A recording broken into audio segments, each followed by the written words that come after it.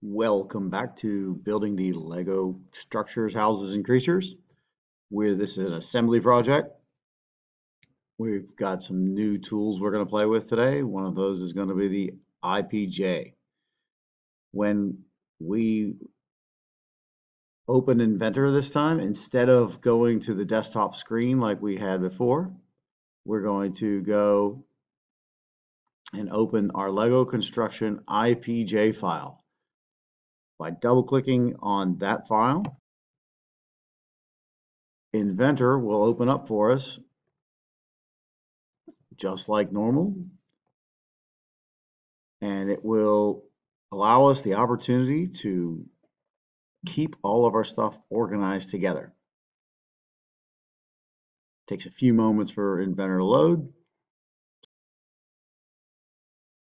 All right, now Inventor is open. You should be able to see under Projects that Lego Construction is our active project, so we're in good shape. This is a brand new thing called an assembly. We have never done one of these before, so we're going to do one now. Assemblies are right here. Click Assembly, and we're going to create a new environment where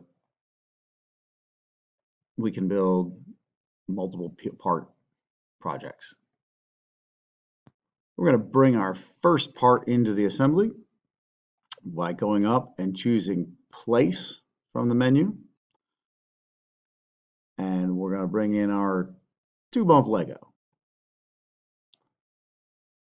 It's going to pop up here in this big screen. We're going to right click and we're going to choose Place Grounded at Origin.